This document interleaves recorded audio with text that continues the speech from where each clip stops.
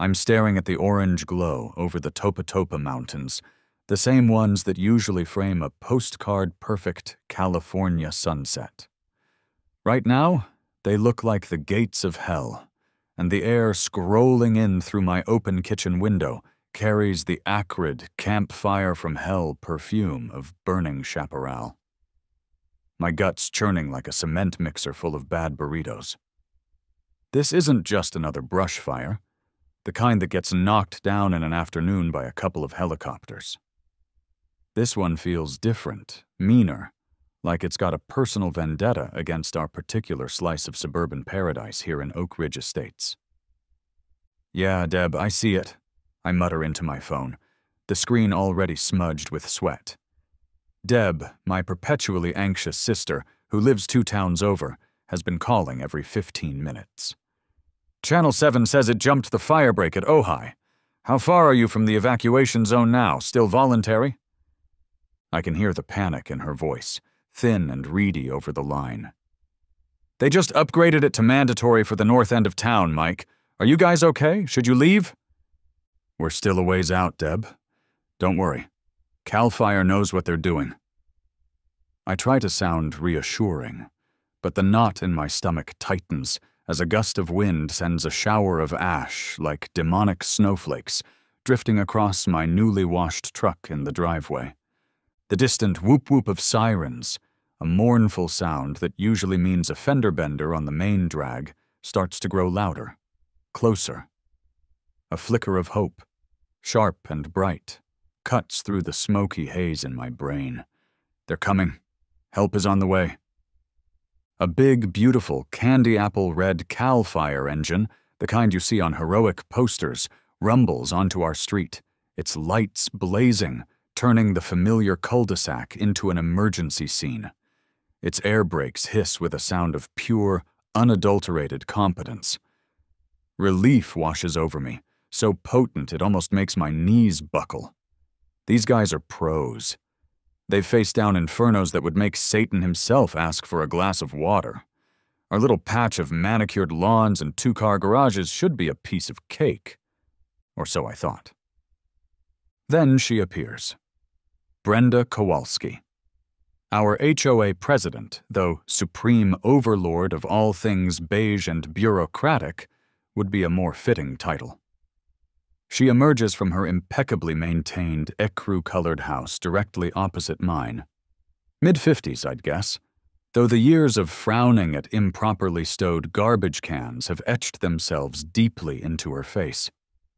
Today she's clad in a pristine lemon-yellow tracksuit that screams "Power walk at dawn, terrorize residents by dusk." A matching visor is clamped onto her tightly permed, helmet-like hair, and a clipboard, the Excalibur of her reign, is practically superglued to her hand. She marches towards the fire engine, which is now positioning itself near a fire hydrant, with the determined gait of a pint-sized Patton inspecting troops he suspects of having unpolished buttons. "Excuse me?" Brenda's voice, a familiar neighborhood irritant, somehow manages to cut through the growing rumble of the approaching fire and the thrum of the diesel engine. "Excuse me, Captain!" Fire Captain Miller, a man whose face is a roadmap of sleepless nights and too many encounters with chaos, leans out of the passenger window. He looks weary, smoke-stained, but his eyes are sharp and polite. "Yes, ma'am? We need to stage here, assess the structures, get a line laid down before that thing crests the ridge." He gestures with a gloved hand towards the angry orange sky. Brenda plants herself directly in front of the massive vehicle, forcing the driver to hit the brakes a little harder than he probably intended. "Absolutely not," she declares, her voice ringing with the unwavering conviction of someone who has never been wrong, or at least has never admitted to it.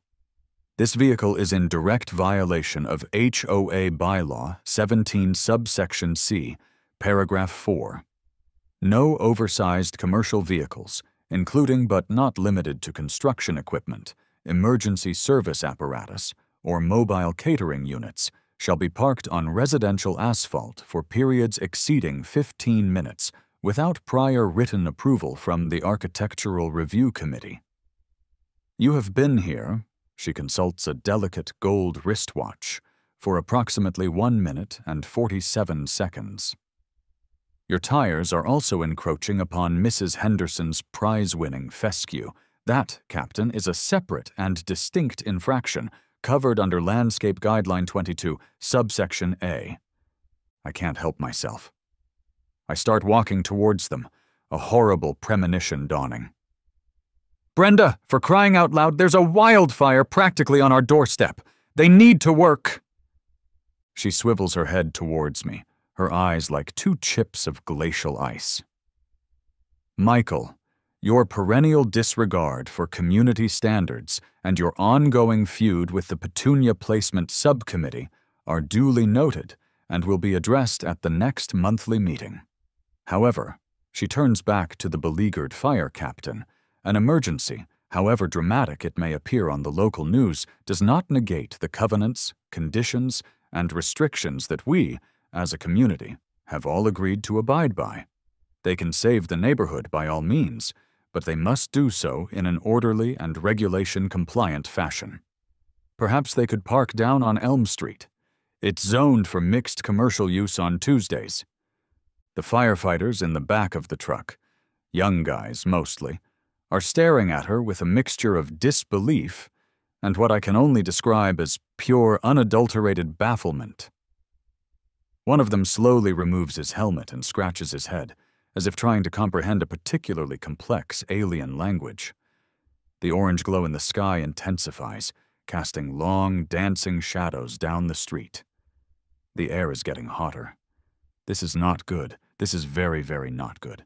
Captain Miller takes a deep breath, the kind of breath that says he's counted to 10, possibly even 20 in his head. Ma'am, he begins, his voice strained but still remarkably patient. With all due respect, every minute we spend discussing parking regulations is a minute that fire gets closer. We need to get hoses laid from that hydrant. We need to assess the brush situation behind these houses.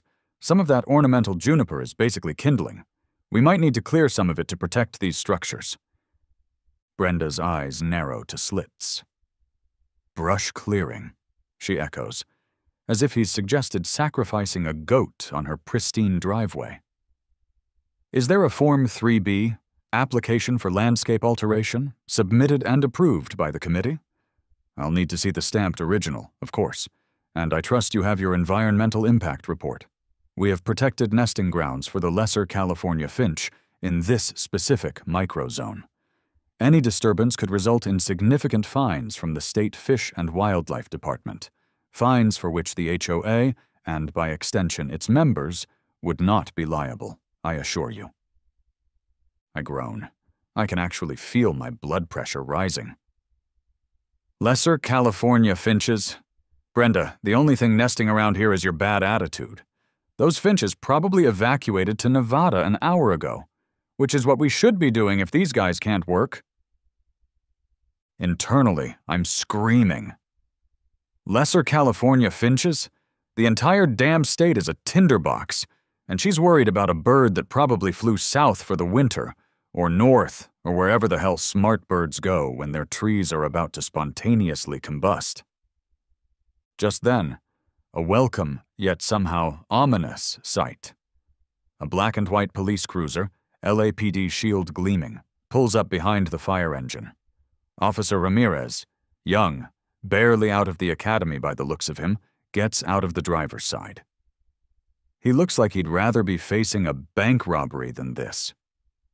His partner, Officer DuPont, a veteran with a walrus mustache and eyes that have seen every flavor of human foolishness, emerges more slowly from the passenger side. Folks, what's the holdup here? DuPont's voice is a gravelly baritone, used to commanding attention. We got reports of interference with emergency personnel. That's a serious offense, you know. Brenda practically vibrates with righteous indignation. She brandishes her clipboard like a shield against the forces of chaos. Officer, thank heavens you've arrived. This fire crew is demonstrating a shocking refusal to adhere to clearly posted community guidelines. Their vehicle is currently leaking oil, a potential hazmat situation, I might add, which will require a separate incident report, and they are threatening unapproved deforestation, potentially endangering the delicate ecosystem of Mrs. Henderson's award-winning azaleas. Captain Miller pinches the bridge of his nose, leaving a smudge of soot. She won't let us move the engine, officer. She won't let us access the hydrant. She's threatening legal action if we trim a single goddamn rosebush.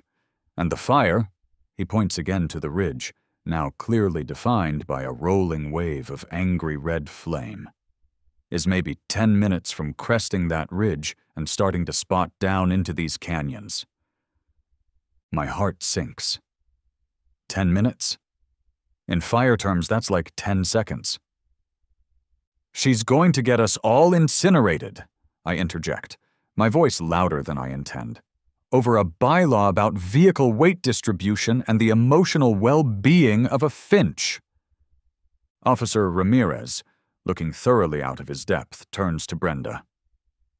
Ma'am, this is a declared state of emergency.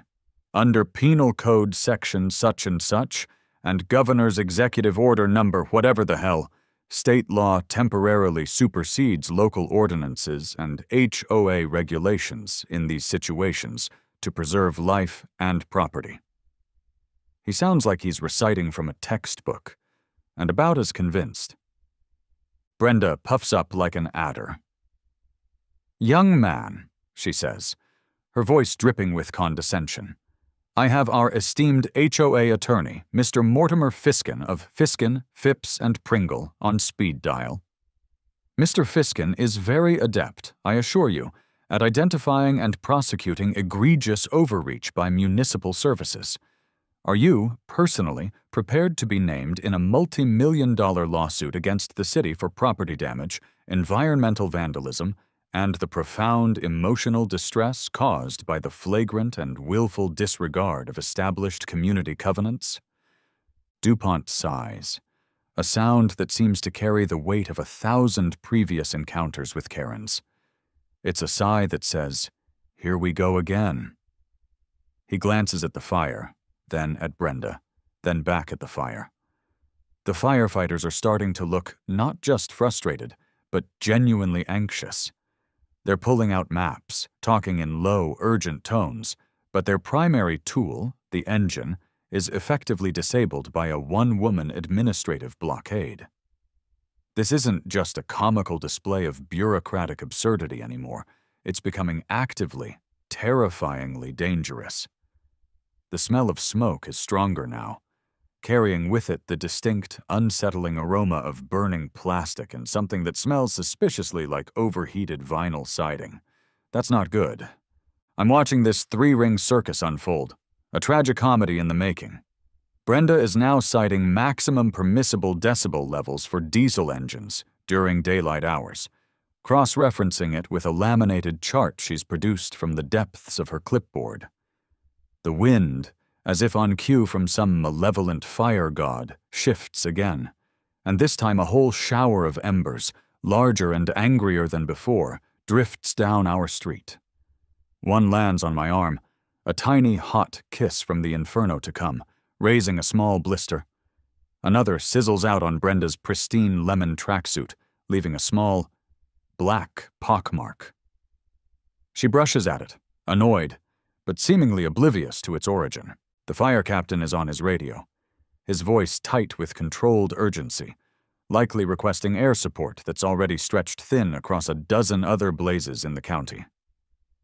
Officer DuPont is trying to reason with Brenda in a low, placating tone, but she's having none of it. She's found a new regulation about the reflective tape on the fire engine not meeting the specific lumens requirement for nighttime visibility, even though it's currently 3 o'clock in the afternoon. This is it, I think, a cold dread washing over me. We're toast, literally. She's a human firebreak, all right, but for the firefighters, not the damn fire. My eyes scan the scene, the helpless first responders, the increasingly panicked neighbors peeking out from behind their curtains, the relentless, beautiful, terrifying advance of the flames. Wait a minute. The thought hits me like a rogue wave, firebreak, water. A lot of water. A ridiculous amount of water delivered with pinpoint accuracy right where they need it. My crazy, beautiful, probably a felony waiting to happen idea starts to bloom in the smoke-filled air of my brain, wild and improbable. My mind flashes back, a quick, vivid cut to a few years ago. I'm grinning like an idiot, standing on a dusty, sun-baked airfield in the high desert. Beside me, a hulking, faded yellow Grumman S2 tracker, a retired Cal Fire air tanker, its paint peeling, its propellers looking like ancient, forgotten windmills. My buddy Dave, a grizzled, retired crop duster pilot with a mischievous glint in his eye, is shaking his head. "You actually bought it, Mike," Dave had said, kicking one of the massive tires. 30 tons of obsolete, gas-guzzling, probably haunted American iron.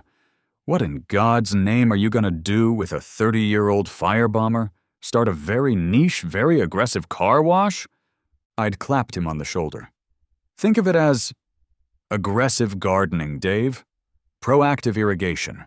Or maybe, just maybe, it's a really big squirt gun for a very, very bad day.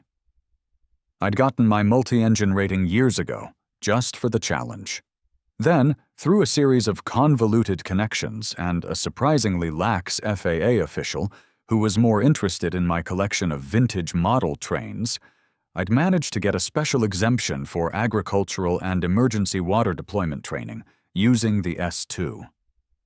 Mostly, I just liked the primal roar of those two Wright Cyclone radial engines and the sheer, unadulterated audacity of owning such a magnificent beast. I'd even had a custom water tank fitted, keeping it topped off more out of habit than any real expectation of using it, until now. The memory fades as quickly as it came. Back in the present, the embers are falling faster, thicker. Brenda is now demanding to see the fire engine's most recent emissions test certificate. Okay, Mike, I tell myself. The blister on my arm throbbing in time with my racing pulse. It's officially a very, very bad day. Time to get the squirt gun. I glance at the chaotic tableau. No one's looking at me. They're all transfixed by the magnificent, terrifying spectacle of Brenda Kowalski versus the end of the world as we know it. I start backing away, slowly at first, then, as a particularly large clump of flaming debris lands on Mr. Henderson's prize-winning petunias, the irony is not lost on me. I turn and break into a dead run towards my truck. My private airstrip, a dusty, half-forgotten strip of asphalt carved out of the old McGregor Ranch, is only a mile away by the back roads, a relic from an old ranching family who liked their privacy. And, as it turned out, their own private aerial firefighting capability. Who knew? My old Ford pickup, bless its rusty heart, screams down the cracked asphalt of a little-used service road, kicking up a rooster tail of dust and dry leaves. The smoke is thicker here, clawing at my throat, making my eyes water. Visibility is dropping fast. The familiar landscape transformed into a hazy, orange-tinted nightmare. The roar of the fire is a constant presence now, a hungry beast chewing its way through the dry vegetation of the canyons. I skid to a halt beside the old corrugated iron hangar at my airstrip, the S2 tracker, the Albatross, as I ironically call her. She's anything but graceful on the ground, more like a drunken hippo on roller skates, sits under a faded, dusty tarp. She looks ancient, forgotten, but to me, right now, she's the most beautiful thing I've ever seen. My part-time mechanic and full-time grump Sal, a wiry old guy with oil permanently etched into the lines on his face, is tinkering with a recalcitrant tractor engine nearby. He looks up, sees me. Then his eyes follow my gaze to the billowing smoke plume that's now alarmingly close. He's no fool. Don't tell me you're thinking what I think you're thinking, Mike, Sal says, wiping his hands on an already filthy rag, his voice a gravelly rasp. That thing ain't flown loaded in years. And you sure as hell ain't rated for active fire zones with actual goddamn flames under your wings. I'm already yanking at the tarp, coughing, as decades of accumulated dust and bird droppings explode into the air. No time for a debate, Sal. Is she fueled? Did we top off the water tank last month like I asked? I'd had this weird, nagging premonition after the last Santa Ana winds, a little voice whispering, "Fill the albatross, Mike, just in case." Sal grunts, which I take as a yes. Yeah, water's full. 100-octane Avgas, too, topped right up. But Mike, seriously, the FAA will have your license for breakfast and your backside for lunch before you can say unauthorized flight operations. Better than being char-broiled, I yell back, scrambling up the little ladder to the cockpit. Just pray she starts. And Sal, if you see a news helicopter, tell him I'm conducting a highly experimental atmospheric humidity enhancement test. The pre-flight check is a frantic blur of muscle memory, drilled into me over countless hours of mostly pointless practice flights. Switches flipped, gauges tapped, the familiar, comforting smell of old leather, aviation fuel, and mouse droppings filling the cramped cockpit. Strapping into the surprisingly comfortable, sheepskin-lined pilot seat. It feels right. Like coming home, albeit to a home that's about to go up in flames. I hit the master switch, then the starters. The port engine coughs, sputters, catches with a belch of black smoke, then settles into a ragged, throbbing growl. The starboard engine is more reluctant, groaning in protest before finally, with a series of metallic shrieks, it too roars to life. The whole airframe of the Albatross trembles around me like a giant, prehistoric beast waking from a long and troubled slumber. The sound is deafening, magnificent, a symphony of barely controlled explosions. "Okay, Sal," I shout over the din, giving him a shaky thumbs up he probably can't see through the swirling dust and smoke. "Stand clear, unless you want a very close look at my takeoff roll." I jam my headset on, the crackle of static a welcome sound. I click the transmit button for the local uncontrolled air traffic advisory frequency. My voice sounds ridiculously high-pitched. Uncontrolled airspace traffic, this is, experimental aircraft November 7-7 Mike Kilo. Call sign Hydro Mike. Taking active runway, immediate departure, vicinity of the Oak Ridge fire. Urgent, repeat, urgent flight operations in progress. Yeah. Hydro Mike. That sounds heroic and totally not like I just made it up on the spot while staring at a leaking hydraulic fluid gauge. The Albatross, laden with 3,400 gallons of water, lumbers down the bumpy, weed-choked strip like an arthritic elephant. It's heavy, sluggish. For a terrifying moment, I don't think she's going to make it. The end of the runway, marked by a stand of sun-scorched eucalyptus trees, is rushing towards me. "Come on, baby, come on," I urge, easing back on the yoke. Then that beautiful, stomach-lurching lift. We're airborne. The old girl groans in protest, but she's flying. Below me, the scene is apocalyptic. The fire is a living, breathing monster, a raging river of orange and red, devouring the hillside with terrifying speed, spitting embers the size of dinner plates onto the rooftops of my neighborhood. I can see the cluster of emergency vehicles looking like tiny, insignificant toys from up here. And I can clearly see them still gridlocked. A futile knot of red and white, effectively pinned down by what I can only assume is Brenda, still valiantly defending the sanctity of HOA regulations against the encroaching inferno. I bank the S2. The controls heavy but responsive. Time to make the call. I switch frequencies, guessing the tactical channel Wildfire would be using for this incident. My thumb hovers over the transmit button. Here goes nothing. Cal Fire Ground Command. Oak Ridge incident. This is, civilian air support. Call sign Hydro Mike. Do you copy? Over? A burst of static. Then a surprised, incredulous voice cuts through. It's Captain Miller. Identify yourself, civilian aircraft. You are in restricted airspace. This is an active emergency fire zone. Divert immediately. I repeat, divert immediately, or you will be reported to the FAA. Negative, Captain. Negative on the divert, I say, trying to keep my voice steady despite the albatross bucking in the turbulent, superheated air. Got a good visual on your, ground-level operational impediment. Looks like you've got a code Karen down there, and she's dug in like a tick.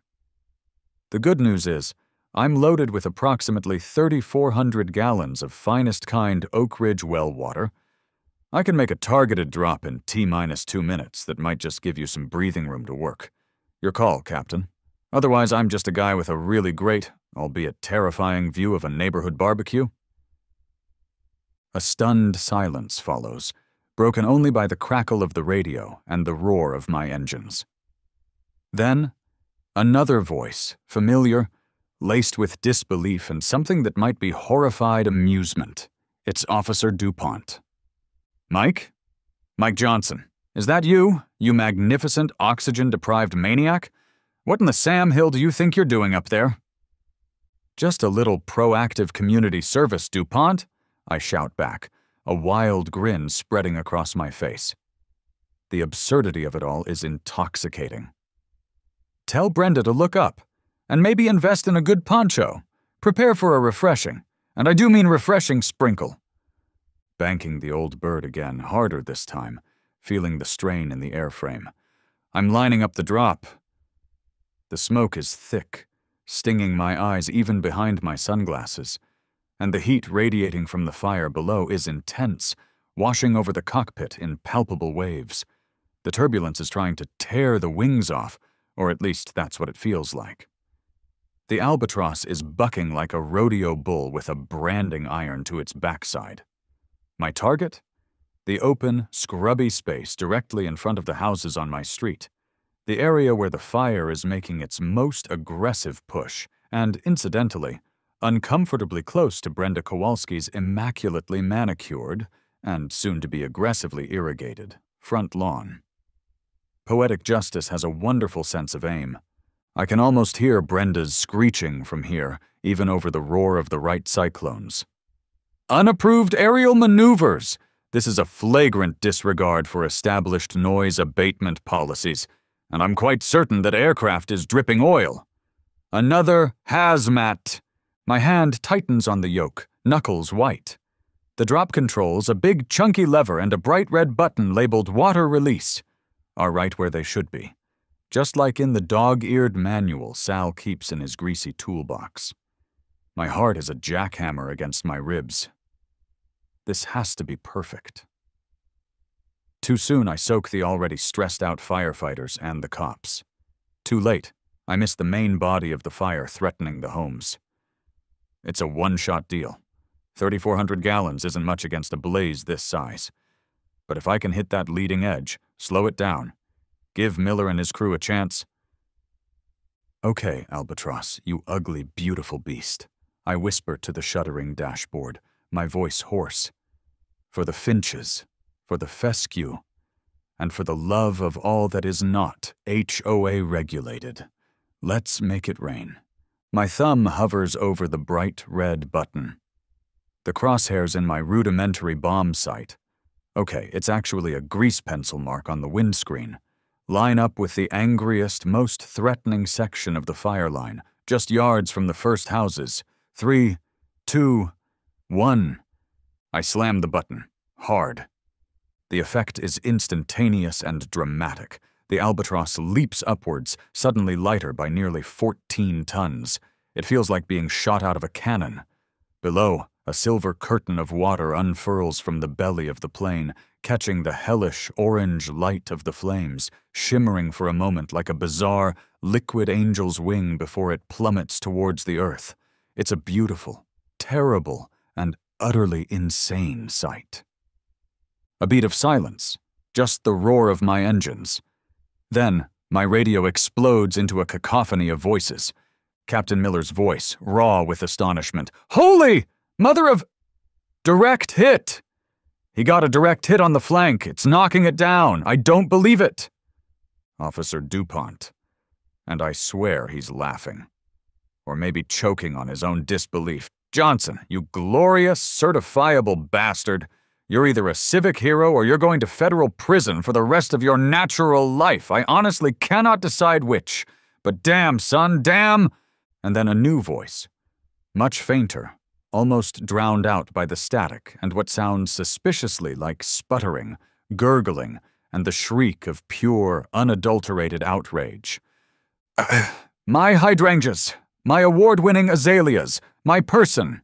I am being assaulted by unauthorized precipitation. This is an outrage. I'll sue. Glark!" Brenda, I presume. Sounds like she got a bit more than a sprinkle. Oops. I allow myself a small, tight circle over the scene, a little rogue cowboy move that Sal would definitely chew me out for later. From this vantage point, I can see the immediate impact. The main thrust of the fire where it was threatening the houses has been significantly dampened, steam billowing up in massive clouds where moments before there were 30-foot flames.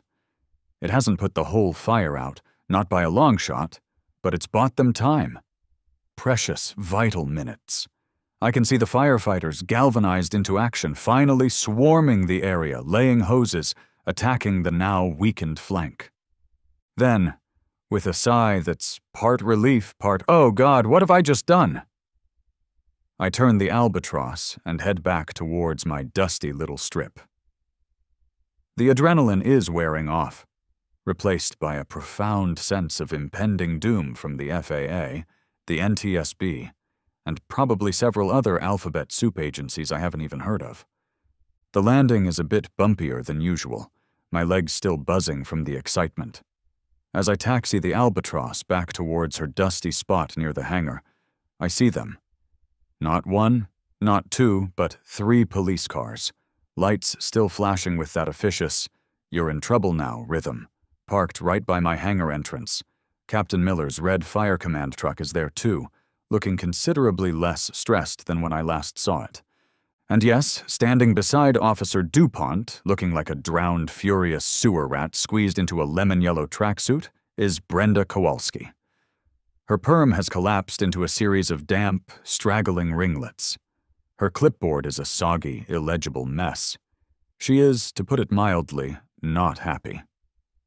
Officer Ramirez is standing nearby, trying very hard to look professional, while simultaneously not making eye contact with anyone. A slight tremor in his shoulders suggesting suppressed laughter. I cut the engines. The sudden, almost shocking silence is broken only by the distant crackle of the fire, now thankfully retreating, and the sound of Brenda sputtering. Officer DuPont walks towards me as I climb, somewhat unsteadily, down from the cockpit. He's shaking his head, but there's a reluctant, damn near impressed grin playing on his lips. "Michael Johnson," he says, his voice carefully neutral. "You have the right to remain silent. You also have the right to try and explain for the official record what precise brand of insanity possessed you to commit approximately 17 different state and federal aviation felonies in the span of roughly 6 minutes. I run a hand through my own sweat-dampened hair. "Seemed like a good idea at the time," I offer weakly. Did it help at all?" Captain Miller steps forward, extending a soot-stained, gloved hand. I shake it. His grip is like iron. "Help?" he says, his voice hoarse but filled with genuine gratitude. "Son, you bought us the critical window we needed to regroup and protect that entire block. That was the single most reckless, unprofessional, and goddamn beautiful piece of aerial firefighting I have ever witnessed in 30 years on the job. You likely saved half a dozen homes. Mine included, by the way. My wife's gonna want to bake you a pie." Brenda, however, is not in a pie-baking mood. She wrenches free from Ramirez's gentle attempt to keep her calm and points a dripping, trembling finger at me. He is a menace, a public danger, a hooligan with a flying water balloon. He deliberately targeted my award-winning imported Dutch petunias and my person. This is assault with a deadly aircraft. I demand he be arrested, fined, and his pilot's license permanently revoked and then publicly burned, along with any unpermitted structures on his clearly non-compliant property, starting with that hideous oversized bird cage he calls a hangar. Brenda, I say, trying for a soothing tone. It was an act of civic duty. Think of it as an aggressive, community-wide sprinkler system upgrade for the general safety and hydration of the neighborhood. Your petunias just happen to be particularly thirsty. Sal, who has wandered over from the tractor shed, arms crossed, a knowing smirk on his face, chimes in. Told you the FAA would be serving you up for dinner, Mike. Probably with a side of jail time. Thanks, Sal. Real helpful. The next day dawns, smelling of smoke, wet ash, and surprisingly, hope. The immediate fire threat to our street has been beaten back, thanks in no small part to Hydro Mike's rather dramatic intervention. The main body of the fire is still raging in the mountains, but our little enclave is, for the moment, safe. Now, the less glamorous work begins. A team of burly contractors, looking like they wrestle bears for a hobby, has arrived with heavy-duty chainsaws, a chipper the size of a small car, and an air of no-nonsense efficiency. Their task? Clearing a wider defensive perimeter, removing any remaining ladder fuels, and generally making sure our street doesn't become an easy target if the wind shifts again. Their lead, a guy built like a grizzly bear with a beard to match, who introduces himself only as Tiny, is currently trying to negotiate with Brenda over a particularly singed, but still vaguely recognizable, rose bush at the edge of her property line. "Ma'am," Tiny says, his voice a patient rumble. "This bush is toast. Look at it, it's crispy. It's a ladder fuel right next to your wooden fence. It's gotta come out. Fire regulations." Brenda, though slightly less damp than the previous day, is no less indignant. Her hair has been re-permed into an even more formidable helmet. "That," she declares, drawing herself up to her full 5'2", "is a peace rose, a heritage varietal gifted to me by the ambassador of a very small but very culturally significant European nation. It has immense sentimental and frankly diplomatic value. You will not touch it with your primitive deforestation tools." I wander over, sipping coffee from a World's Okayest Pilot mug Deb sent me last Christmas. I've discovered I'm something of a local celebrity now. Kids are asking for my autograph on charred pieces of debris. The local news vans are still lurking at the end of the cul-de-sac, hoping for another sound bite. It's surreal. "Morning, Brenda," I say, nodding to Tiny. "Problem here?" Brenda's eyes, when they land on me, narrow into tiny slits of pure venom. "You!" she hisses. "This is all your fault. My entire landscaping aesthetic, carefully curated over 7 years of painstaking labor and adherence to all approved planting palettes, is utterly ruined. And now this. This lumberjack wants to destroy a symbol of international floral diplomacy." Tiny shrugs his massive shoulders at me, a silent plea for intervention. "She won't let us clear this fire hazard, Mr. Johnson. Says it's got diplomatic immunity or something." I take another sip of coffee, considering. Then, a slow smile spreads across my face.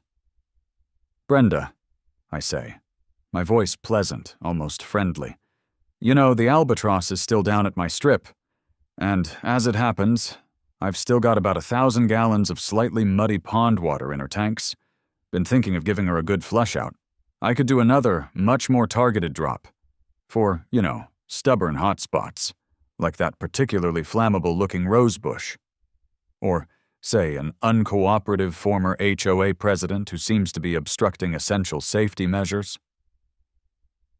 Brenda looks from me to where the albatross is just visible, a faded yellow hulk in the distance, then back to Tiny's gleaming chainsaw.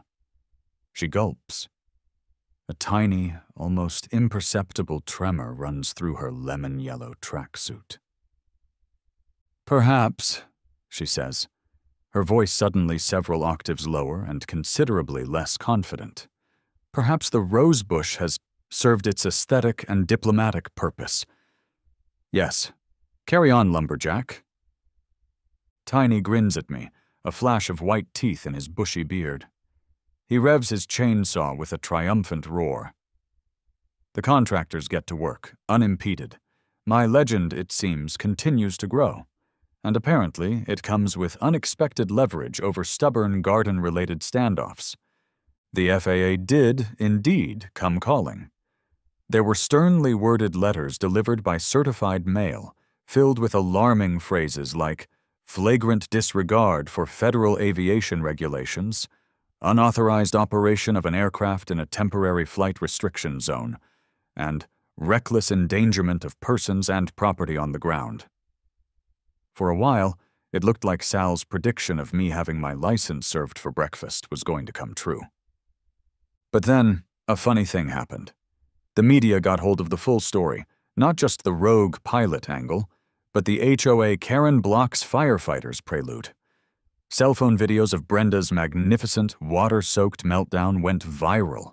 Captain Miller gave a glowing interview to Channel 7, calling my actions unorthodox, certainly, but undeniably effective and, frankly, heroic. The mayor, up for re-election, made a speech about the can-do spirit of ordinary citizens in extraordinary times. The result? The FAA, after a lengthy and very serious-sounding investigation, issued me a hefty fine, which the neighborhood, in a stunning display of solidarity and probably relief at Brenda's dampening, happily chipped in to cover via a Mike's Madcap Mercy Mission GoFundMe page. My pilot's license got a temporary, very specific restriction: prohibited from unscheduled, uncoordinated, and unrequested aerial water drops over populated areas unless explicitly facing imminent immolation and/or direct instruction from a recognized deity, and even then, try to get it in writing. Fair enough, I suppose. Brenda naturally tried to sue. She sued me for assault with a deadly water bomber, emotional distress, damage to her hydrangeas, and intentional infliction of excessive dampness. She sued the city. She sued Cal Fire. She probably tried to sue the lesser California finches for emotional abandonment. The judge, a no-nonsense woman named Judge Harriet Hang'em High Henderson, no relation to the fescue lady, I hope, after hearing Captain Miller's testimony and watching the viral video of Brenda's pre-soak tirade, suggested that Miss Kowalski invest in a good, sturdy umbrella and perhaps explore some anger management classes. The case was dismissed with extreme prejudice and, I'm told, a barely suppressed chuckle from the bailiff. The HOA board, spurred by a petition signed by 98% of Oak Ridge Estates residents, the other 2% were on vacation incommunicado, held an emergency meeting. Brenda was de-presidented, unanimously. The minutes of that meeting, leaked to the neighborhood Facebook group, are said to be a masterpiece of restrained fury and collective catharsis. They even put up a little, slightly singed plaque near the community pool entrance, right next to the faded "No running, no diving" sign. It reads, "In August 2025, common sense took flight and watered the weeds of bureaucracy. Thanks, Hydro Mike. The finches also appreciate it." Life's mostly back to normal now, or as normal as it gets in Southern California. The hills are blackened and scarred, but already tiny shoots of green are pushing through the ash, a testament to nature's stubborn resilience.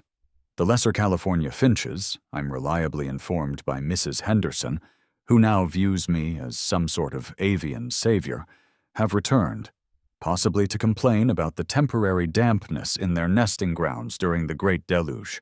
But at least they have nesting grounds to return to. Kids from the neighborhood still wave when I taxi the Albatross out for her, now strictly regulated, pre-approved, and extensively documented, monthly engine run-up. Sometimes they gather at the edge of my little airstrip, eyes wide with awe. Young Timmy Henderson, Mrs. Henderson's grandson, piped up the other day. "Mr. Johnson, are you going to water the bad guys again if they come back?" I winked at him, adjusting my world's okayest pilot cap. "Only if they're really bad, Timmy," I said, "and only if they're standing directly under a very large, pre-existing and entirely coincidental puddle that just happens to fall out of the sky at precisely the right moment. Yeah, some days you follow the rules, dot every I and cross every Ot. Other days you look at a wildfire eating your neighborhood, listen to an HOA president quote bylaws at the apocalypse, and you decide to make it rain. And sometimes, just sometimes, that's all it takes to be a hero.